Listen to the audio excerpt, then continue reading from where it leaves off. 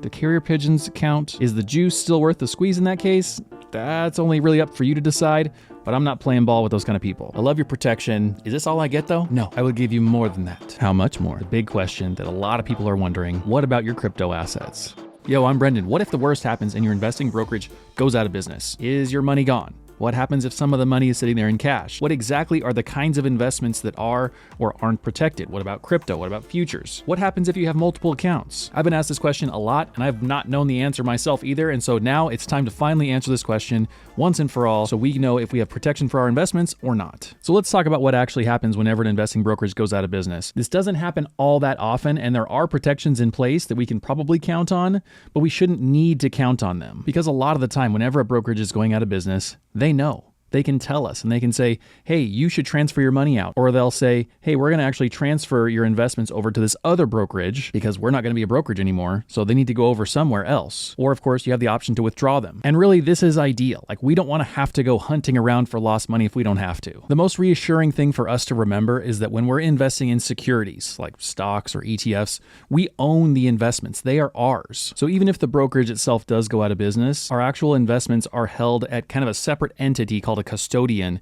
and they're held for us. It's like they're locked up in a proverbial vault. Just learning that makes me feel a lot more secure because I'm like, oh no, what if M1 Finance goes out of business? What happens to our money? By and large, nothing scary should happen to the money. It's really just when some sneaky, underhanded debauchery is going on that we have to worry about tracking down our own money and getting the help from other people. So let's talk about exactly what happens in that case, how much our protection is, and where that applies. The organization that has the potential to help us out whenever our investments are in jeopardy because somebody's being a bad actor is the SIPC. At first, I thought the SIPC was like a government regulator. They were some kind of governmental organization that swooped in whenever an investing company went out of business. That's actually not the case. Technically, SIPC is not a regulatory authority whatsoever, and it's not even a government agency. It's pretty clear that the government has its fingers in the organization, like they can make them do stuff, but it's actually a non-profit membership corporation. When the SIPC actually needs to step in, when we need extra help, is when customer assets are missing. Whenever the brokerage is failing to return to us what is owed, that's when SIPC needs to jump in. But even to make that happen, you have to file a claim. So it's not like it's some automatic thing that's just on autopilot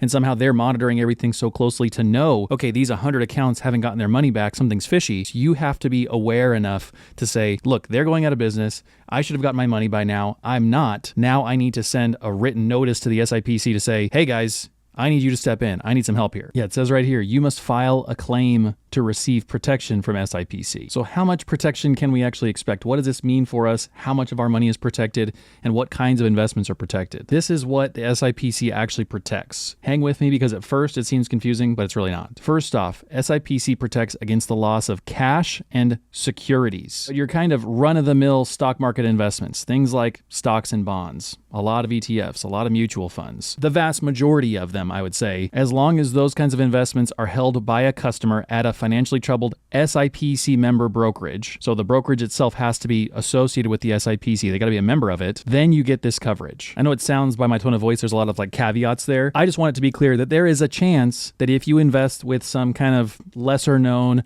sort of sketchy investment group, if they don't have SIPC coverage, you don't have this kind of protection. But if you're with any like major name brand, well-known investing company, odds are they are an SIPC member. It's really easy to go on somebody's website and just look for that little SIPC symbol. I'll bet 99% of us are SIPC protected. Just one of those things that technically not everyone is, so you should know. But a critical distinction that we need to make now is what counts as a security. What's an investment that we've made that is covered versus what is not? Because I'd be willing to bet that someone right now watching has an investment that they've made that they feel pretty decent about, but you need to know that it's not covered under SIPC, so let's get into that now. The first surprise I had whenever I was researching this is that money market accounts are protected by SIPC, but they aren't subject to that $250,000 cash limit because technically money market mutual fund shares are actually securities. We treat them like cash. We just act like it's a cash balance sitting there. It's not cash. So if you had a bunch of money that's invested, like properly invested in other securities that you knew as securities, and then you had your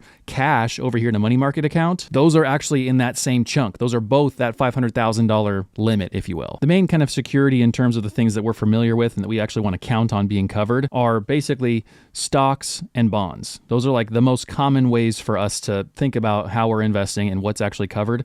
As you can see in this giant list, there's a bunch of other things that are technically covered too. So if you're into some weird stuff, then you can get into the weeds here and verify that that actually is covered for you. But the critical distinction, regardless, is that the actual instrument that you've invested in has to be a security. First of all, currency is not a security. So if you're investing in Forex, foreign exchange, you're really bullish on the fact that some other currency is going to go up in value and you've got some money there. That is not SIPC protected. It's not a security. Also, if you're invested in a commodity, not a security. Futures contracts, not a security. Muni bonds, that counts. That's a security. If you're invested in a REIT, it could be. Not all of them are, but if it's actually registered with the SEC and technically is a security, then you're good. Treasury bills? Yes. Let's talk about insurance products that people think are actually financial products. Annuities, probably not. So it says right here, not available with respect to fixed annuities and is limited with respect to claims for variable annuities. It's one of the tricky things whenever you're trying to generate that kind of predictable, reliable income for yourself, typically later in life. A lot of people are lured in by annuities, but it's issued by an insurance company. It's not a security. It doesn't have this kind of protection. This isn't a video about annuities or about bashing on them, but we just need to make that distinction really quick. If you've got a pension fund, one of the few people who might, if the things that the pension fund is investing in, if they're a registered broker, if they're securities, if all of that jives, then yeah, it can be. And similar rules apply to your 401k. If the assets are held in a place that is an SIPC member, good to go. If they're securities, good to go. CDs, also a green light because they're securities. It's not cash, even though we kind of treat it like cash. It's actually a security, so it's under that $500,000 window. It's not part of that $250,000 for cash. And then one more distinction about Forex, if you will. Foreign currency that you have in the account that's ready to be invested. It's like in that staging area ready to be deployed and put towards an investment. That counts as being secured under that kind of cash portion of your SIPC coverage. But if it's held in the account as an investment, then it is not covered. So take that information, do with it what you will, act accordingly. So in case we were unclear about anything that's not included there, commodities includes gold and silver. I know there's some hardcore people out there who really love their gold and silver. They're a big fan of it. They've got their reasons. You can have your reasons, just know it's not SIPC protected. Now we need to ask the big question that a lot of people are wondering, what about your crypto assets? There's a bunch of crypto bulls out there. They're out there scouring the internet, looking for their alpha, looking for their reason to 10x their money today. Well, hopefully none of us have to use SIPC coverage, but my crypto friends, the vast majority of the things you're investing in are not securities. That means they're not covered. And that's actually the subject of a current lawsuit that's happening with Robinhood because they don't want their crypto assets to be called securities. If they're securities, they fall under more rules and regulations than if they're not securities. And so they're actively fighting for them to not be registered as such. And I would think that the vast majority of crypto traders and people probably don't want them to be securities. I just think it's also important to know that that means that you're relinquishing SIPC coverage. A few crypto assets have actually been given that designation of a security, but they're pretty few and far between in the crypto world. And then the all-important limitation that we're talking about in terms of the dollars that we are protected, it's where things get a little bit nerdy. So on first glance, you read this everywhere and it says you have a $500,000 limit of SIPC protection, and that includes within that $500,000 number, $250,000 of it can be cash. For most of us, this is still really straightforward. We're either investing in stuff in the stock market or we probably have a little bit of cash there waiting to be invested. And so for a lot of us, we can pretty much write this off as going, all right, if the investing brokerage goes out of business, they're probably going to give me a chance to transfer the money, or they're going to transfer everything for me. And so it's not a big deal. If it does become a big deal and I file a claim and I say, hey, SIPC, I need your help, step in. Then again, my assumption is that for the vast majority of us, the kinds of things we're investing in are covered. And so we have an expectation here to be able to get it back. And because the average retiree only has like $200,000 saved for retirement, which is not enough, by the way, but it's the truth, the vast majority of us aren't even close to this limit. Like we're not kissing $500,000 anytime soon. The plan is to do that. And I know some of you watching already are at that limit or above. So we're going to get into that a little bit later too, to talk about what happens if you're approaching that limit or you exceed that limit. How can you get more coverage, or how can you make sure that you're getting everything covered as well as you can? We'll go over that. But an important distinction that we need to make here is that if you have multiple accounts, if you have what they call separate capacity, you actually get way more coverage than that. And this is a good thing for us. I like this rule. I'm going to go over exactly how this works, because if you're investing in different kinds of accounts, or you and your partner have accounts, then you actually have more coverage than it seems. Because if you think about it, we need more than $500,000 to retire. If you want to be financially free and independent, especially for a long time, then you need to have, I'd say, over $1 million. Pretty safe bet. If you're going to live in a first world country, you want to be retired for more than a couple decades, you need to have over $1 million. Is it the end of the world if every single penny that you have saved and invested isn't SIPC protected?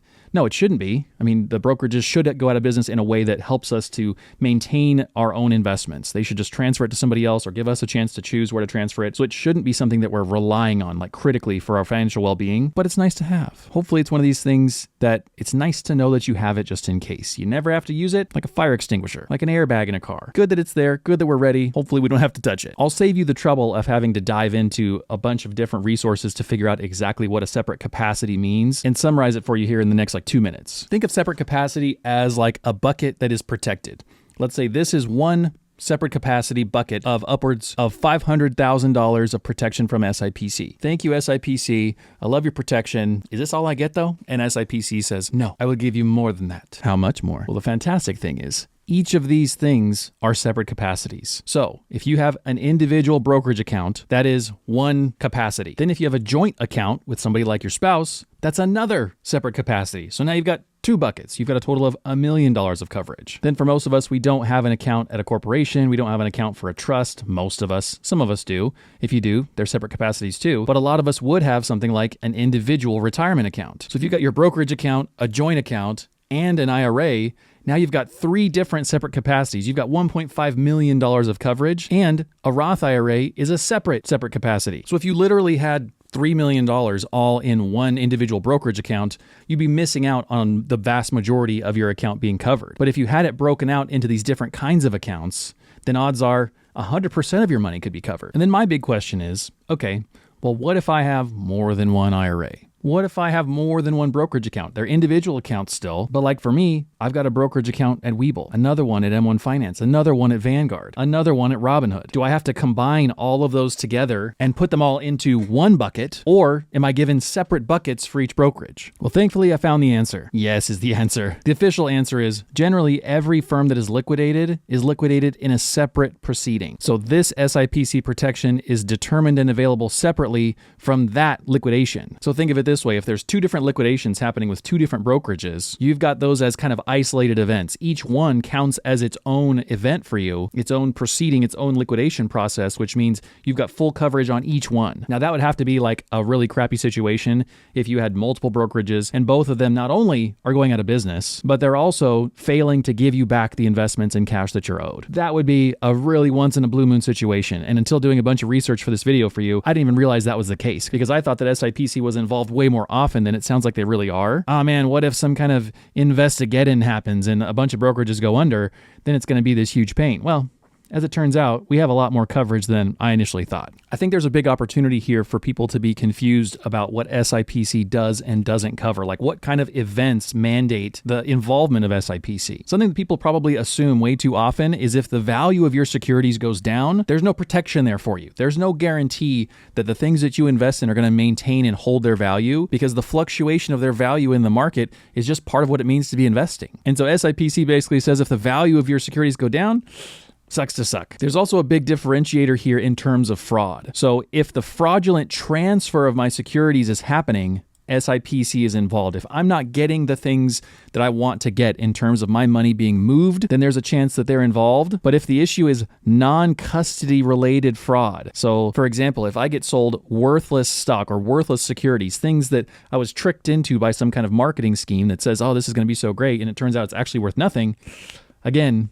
sucks to suck. Now, in that case, it still sounds pretty terrible to me, so I don't know if the SEC or the CFPB or somebody else could potentially step in there and do something about it. But in terms of the protection we're talking about today, not covered. It also doesn't protect you against a financial advisor person who just sucks at their job. If they don't listen to you and they invest in a way that's contrary to your investment objectives, sucks to suck. If they just invest badly and your investments go down in value, sucks to suck. Even though that feels like some kind of violation of your rights as a person, whenever we authorize a financial person to do that kind of trading for us, even if it's not the kind of trading we like, we've given them the power to do that freely, and there's really no recourse in terms of SIPC protection, just so we know. In a similar vein, if you're working with a terrible person who's got the control of your money, and they decide that they need a big fat commission, you know, they're really into this world of burritos and race cars, they need a new race car, they want a burrito for lunch, so what they're going to do is what's called churning. They're going to have a bunch of transactions happen in your account and they're going to justify it to you. They're going to have some kind of investment objective that makes sense to them and hopefully makes sense to you because then you won't be catching them. You won't be mad at them. But if they do this kind of churning activity that gives them extra commissions and you find out about it later and you're pissed about it,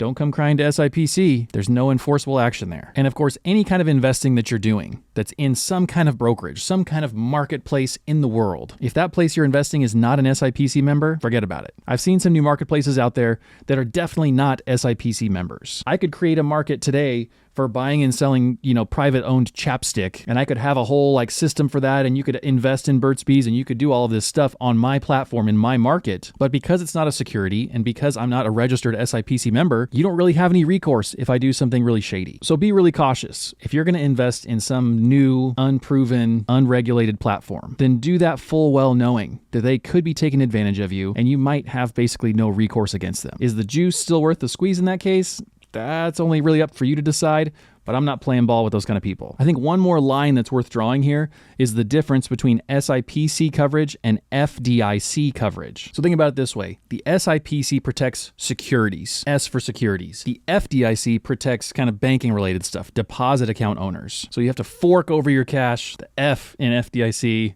is for forking over cash. That means deposit. If you have a better analogy that can make us relate banking and deposits to the letter F, then let me know. And then here's the differences in the basic coverages we have between SIPC and FDIC. SIPC is a higher amount of coverage. What they're actually covering here are vastly different. And if you want to review this later, then take a screenshot. So what can we do to try and avoid the kind of investment fraud or the kind of issues with our accounts that the SIPC could actually step in and help us with? Well, let's say in this little handy dandy brochure that you should basically check your account statements to verify that what you wanted to happen is actually happening and the money that you have invested is correct and the amount of money that you have there sitting in cash is correct. And then the first thing you do if you see an error in there isn't just run to the SIPC. You should actually go to your brokerage firm in writing. And it says right here critically, unless you complain in writing, your eligibility for SIPC protection may be compromised. So we can't just call them up. We can't send them a letter tied to a pigeon's leg. We actually have to send them something in writing. Actually, I wonder if a pigeon's leg note would count as writing. Do carrier pigeons count? Maybe we should ask SIPC. If for some reason we're not totally clear on the people that we're investing with, if we're not totally sure that they're an SIPC member, then there's actually a list that we can look at here and verify. It's funny because even the list, it says all registered brokers or dealers are SIPC members by law, with some exceptions. But this list is right on the SIPC website, and so you can scroll down and verify that the actual people that you're investing in are on here. Halifax America? Yes. Halo Securities for people that want to invest in first-person shooter games? Yes. That's not actually what they do, but Halo. Even if you invest with Zanbato Securities, you've got SIPC coverage, probably, as long as you're investing in securities. Odds are we'll never have to worry about this, but it's good to know preemptively as we continue to invest and work towards financial independence. Okay, are we doing things that are under that umbrella of coverage or are we not? If you care about the coverage, then you can actually strategically position things so that you maintain the level of coverage that you want. Like if you've got 400 grand in an account now and you're willing to open another one and you have to have that SIPC protection, then maybe it's time to open another one. If you don't really care, by all means, don't worry about it. The brokerage should be able to be responsible enough to transfer the money out. It's just whenever there's that kind of discrepancy between those transactions that we have to file a claim and get involved. Oh, and a completely different subject. This was cool. I got 21 new people who took my investing class, another 5-star review, and 872 minutes of watch time in the class. If you want to know the basics of stock market investing, then check out my link in the description for the class that I made for you. It's a straightforward, light-hearted class that hopefully keeps you entertained for the 4 hours that it is, and it teaches you the basics of the stock market in basically an afternoon. And the secret comment word for today is bees, because we talked about birds a little bit earlier. Otherwise, I'll see you guys tomorrow. Bye.